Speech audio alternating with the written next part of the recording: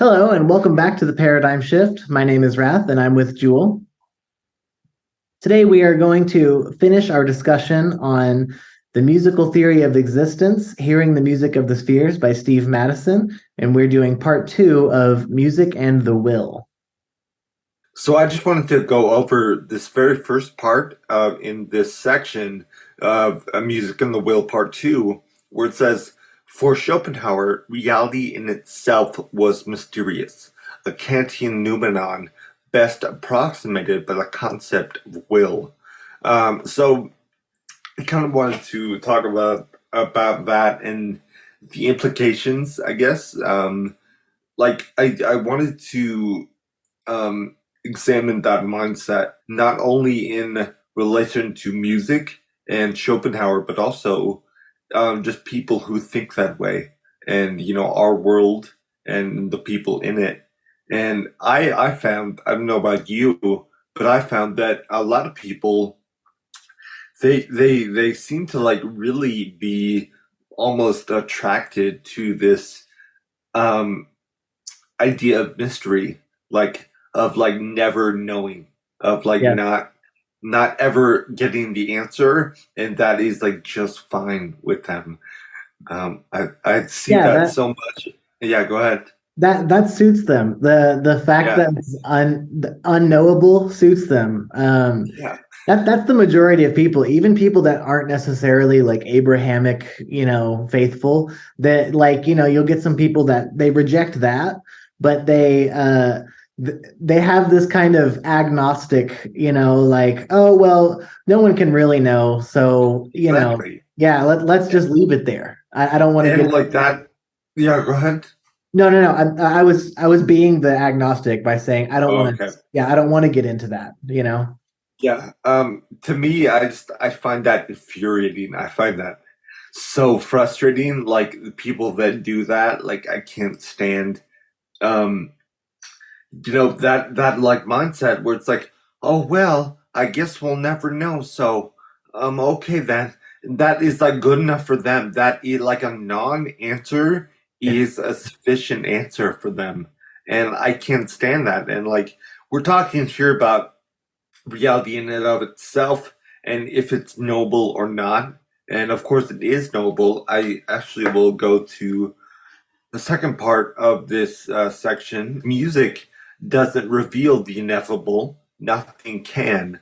But then in parentheses, according to the philosophy of Kant and Schopenhauer, but not according to Aunt Math. So that's an important point because um, Aunt Math does reveal reality itself. It's not unknowable.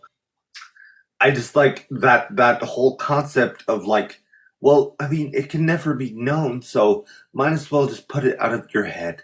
And like this, I think we're talking about reality, but that can apply to um other situations. It's like a mindset, I think, Yeah. that you can have.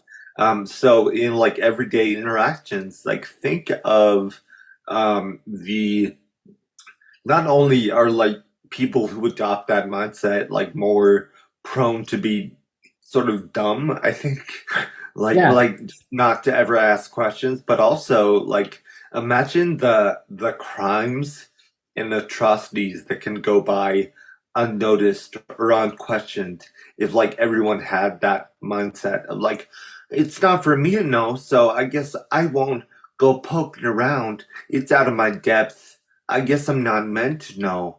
Like it's like Yeah. I mean, like Well, I that is there's always, as there's always going to be those people. There will always be people that don't care, or it's just beyond them. And I think that's fine. It's so long as we can get all the people that are bothered by questions like that to together, and then like those people can do something about it, about the mainstream society not caring.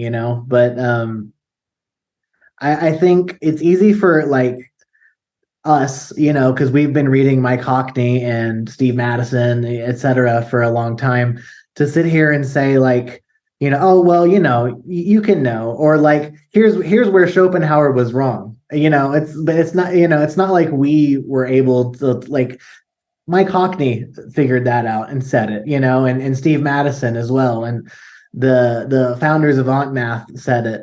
And so for us to be like, oh yeah, well we know that Schopenhauer was wrong about this, to someone that's never heard of these books, they're going to be like, well, how arrogant of you, you know?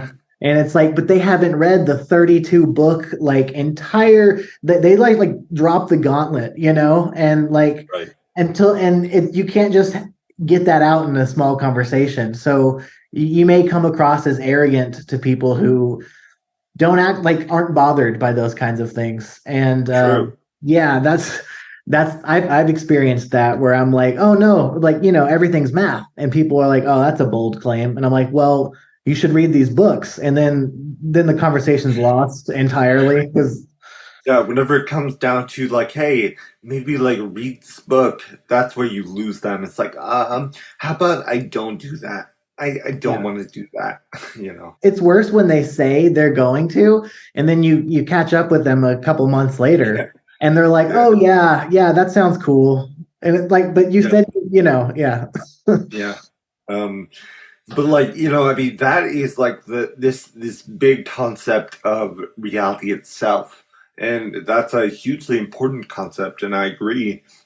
And that is what we're dealing with in this book, like how we can sort of like see music as a parallel example of how reality works. But I'm just like I'm fascinated by those kind of people that have that mindset of like, oh well, I can never know, or like even worse, even more insidious than that is that I don't want to know. I think, and there are like so many people like that that almost like wear their ignorance as a badge of honor in a way.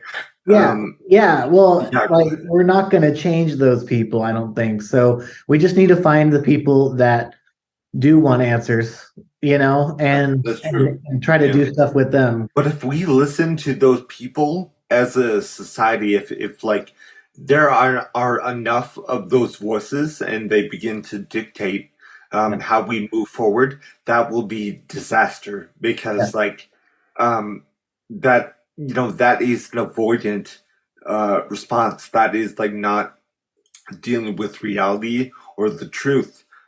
There's this movie that I saw again a couple months ago. It's called 8 mm. It's with Nicolas Cage. It's from the 90s, I think. And it's just one example of this. There are many different examples, but this is just one in like pop culture that I can think of. He like Nicolas Cage asked this woman who he's like investigating the death of her daughter, and they don't know for sure if the daughter's dead. She like went missing. So Nick Cage is like, let me ask you, if like if you were presented with the choice of like knowing this horrific truth that, for example, your daughter was brutally murdered, brutally killed, yeah, whatever, would you that horrible truth, would you want to know that, as horrible as it is, would you want the truth, or would you choose to go along your everyday life and just kind of like pretend in your mind that, oh, she's probably still alive? I mean, would so basically it's the question of like truth or comfort, and yeah, like you are like rarely are presented in life with like an option that is both. Sometimes it can be, sometimes the truth can be comfortable in a way, but like it's very rare. So like if you're committed to truth and to knowing and to understanding, then like give up on this notion of like always being comfortable, you know.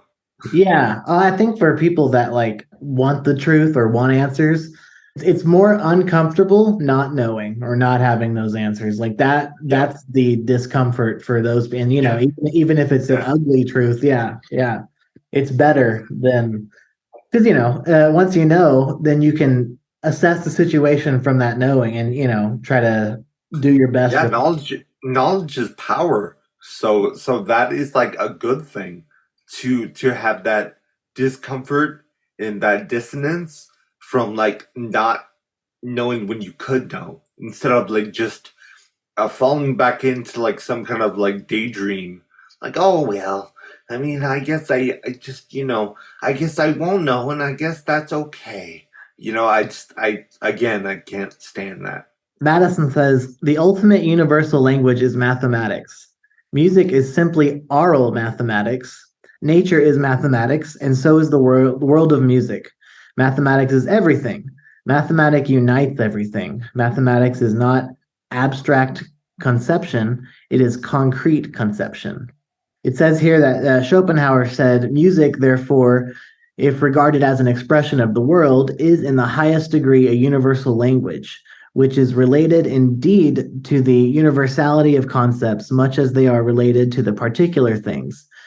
Its universality, however, is by no means that empty universality of abstraction, but quite a different kind, and is united with thorough and distinct definiteness. In this respect, it resembles geometrical figures and numbers, which are the universal forms of all possible objects of experience and applicable to them all a priori, and yet are not abstract but perceptible and thoroughly determined.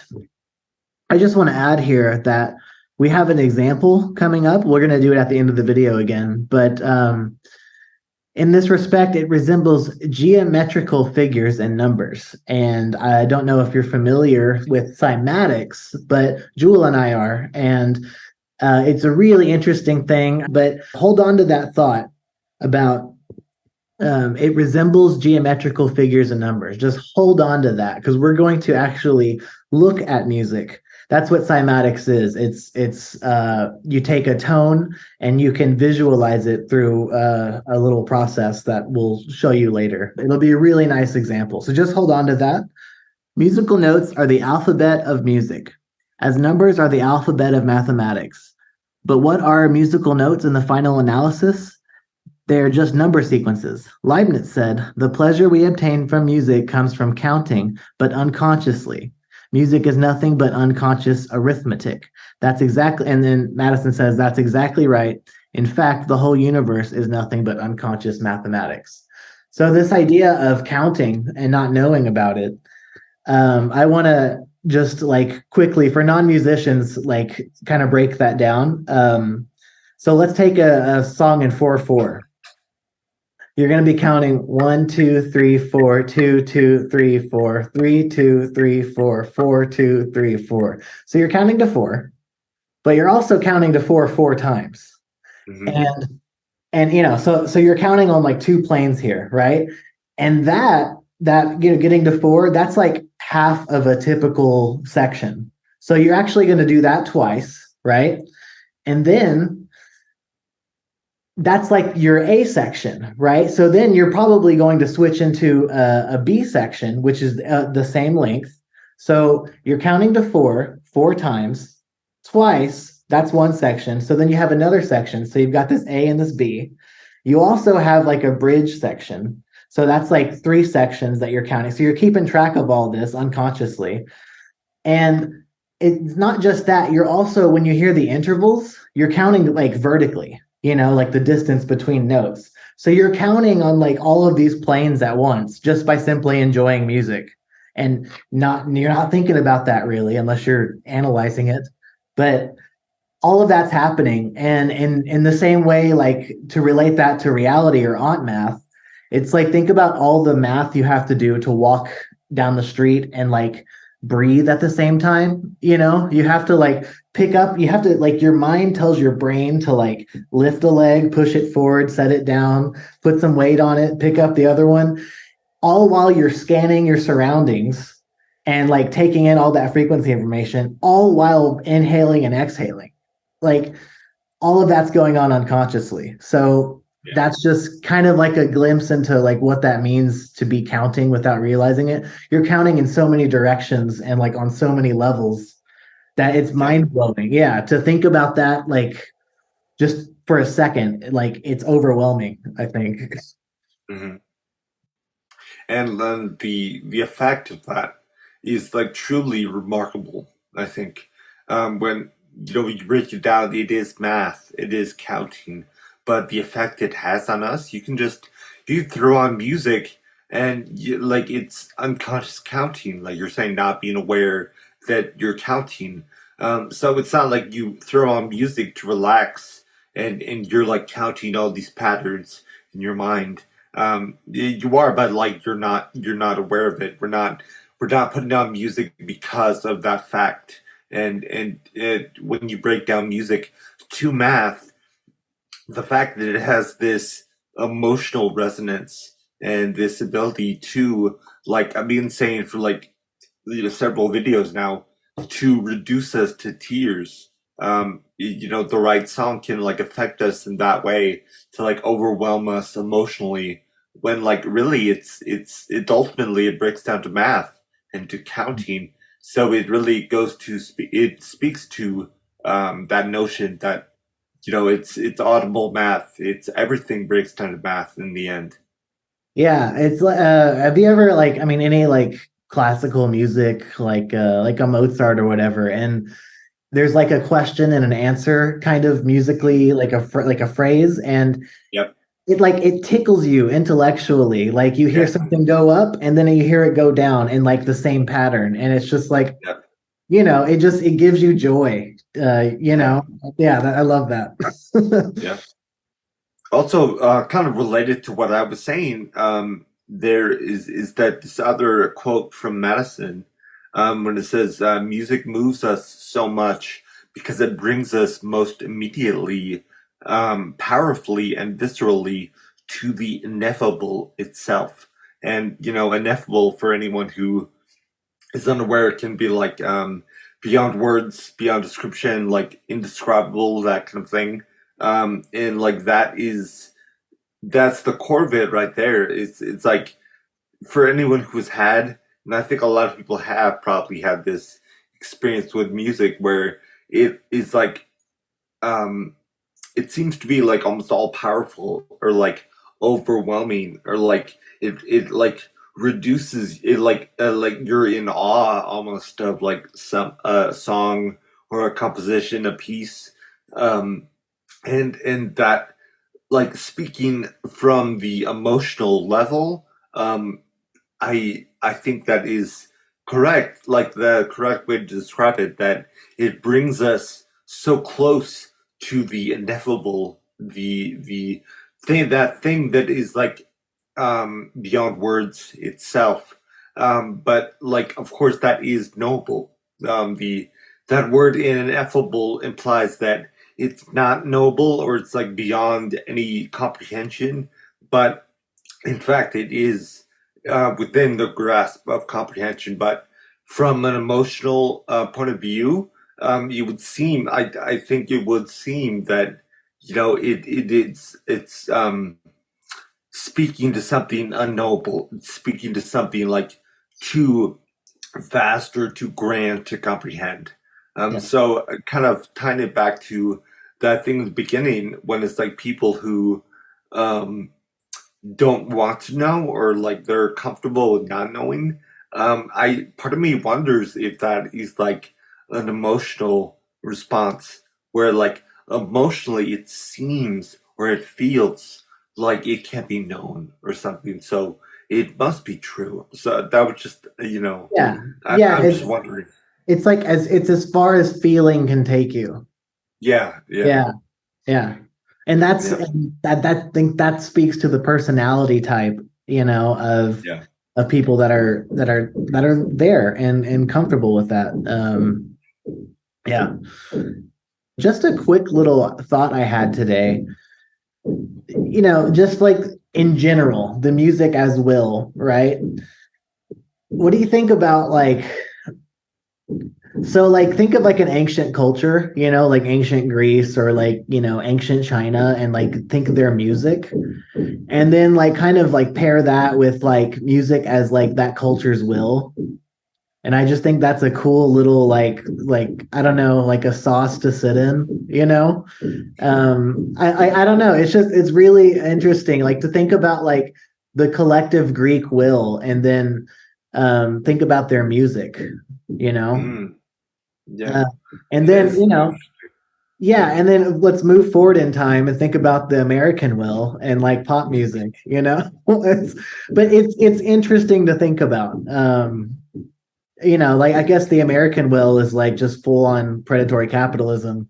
So that's why we end up with what we have musically. Yeah, and like I like that concept of like how it evolves over time. So Yeah. like in the like earlier 60s, 70s, 80s, whatever, is different from what we have now. And like this what we have now is the mainstream. I'm not disparaging all music. I'm just talking about the mainstream pop shit. It's reflective. It speaks to. It's directly tied to where we are right now in this moment as a people. Yeah. And that is why it's so shit. It's so awful because like everyone is confused. Everyone is pretending like everything is fine. Like this is how things should be. Everyone is great. We have so many comforts and so many luxuries, but the horrible truth. Speaking of horrible truths that people don't want to know, the horrible truth deep down is that things are not fine. This Yeah. this world, this country is like fucked up beyond all recognition, and no one will admit it. So Yeah, so this yeah, this music sucks. Yeah. yeah, yeah. Yeah, like a quick. I want to get to the next point, but just a quick, like Wagner's will, right? Like, his musical legacy. That's just, I mean, that speaks to that time, with great philosophers like rampant. It's really interesting. Okay, Yeah. we're getting to the end of this discussion on Steve Madison's music theory of existence, hearing the music of the spheres. This will be the final episode. So I just kind of want to really quick, before we get into the cymatics, um, kind of just like make a bullet point list of all the main points that we've discussed over these videos. All things break down to sinusoids. Music's no exception. All Yep. things, right? Yep. That's like the main point of everything here. Music and chemistry have so much in common that it's mind blowing and almost poetic. Of course, there's a reason for that, obviously, because everything is mathematics. Muzak is the use of music to create a product to sell under predatory capitalism. It's the opposite of soul music. I'd say that's a point we talked about many times. And then lastly, we all need to work together to create a grand symphony of, like a harmonious planet that is doing well. The opposite of what we have, basically. But that only comes from working together, much like a symphony does. True. And it's like, we've said it before, but it's like how beautiful a concept that is to voluntarily, while all of us retaining our individuality, like all of us, I'm me, you're you, but like we choose for the greater good, Yeah. for what we can achieve. We choose to work together to put aside our differences, and in musical terms to create this grand symphony. Imagine like how many if everyone was on the same page and working together. Imagine the beautiful music that could result.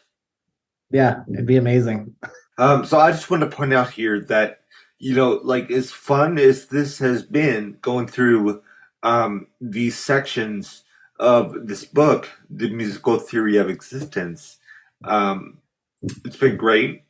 But this is only an abridged, very, very short, Oh yeah. concise version of the ideas present in this book. And hopefully, we've been able to discuss them and do them justice in that way. But for anyone out there, I would like highly, highly recommend, I can't recommend it enough, that you read this entire book for yourself because it's very, very uh, really, really good stuff. If you're a creative person at all or a musician, like anything like that, you will probably get a lot out of this? Yes. Yeah. So yeah, we've only discussed like 10% of the book. Yeah.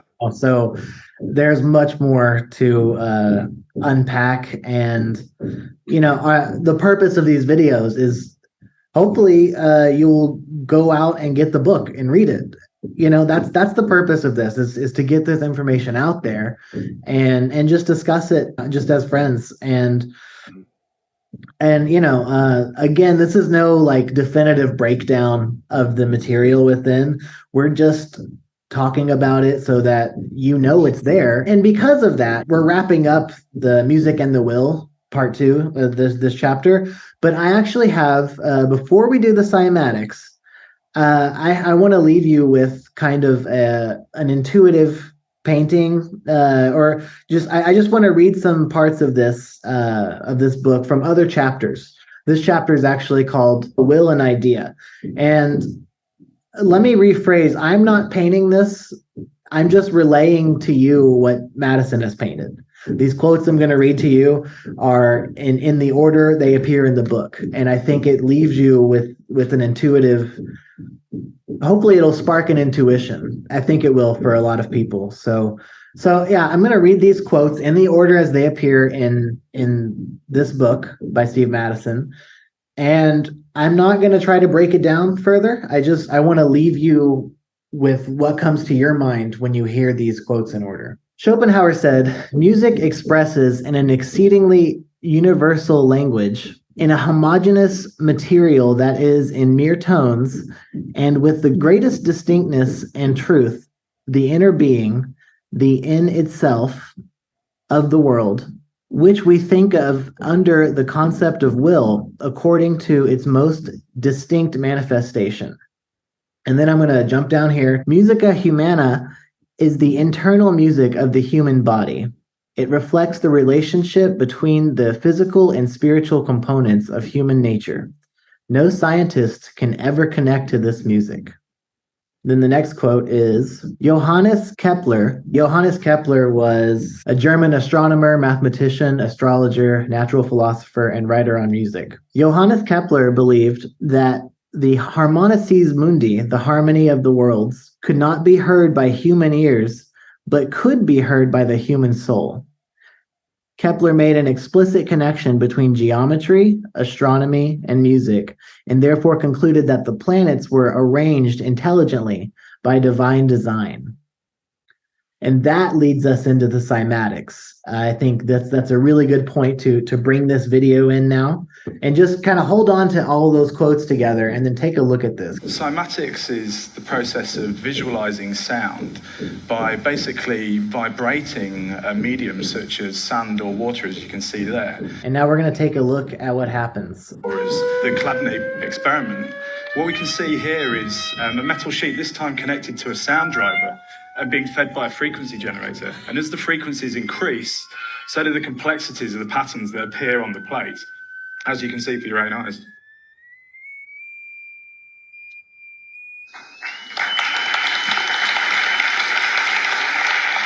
So that's amazing. Really cool. Yeah. That's what cymatics is. You can Google that. I'll leave a link to that video in the description.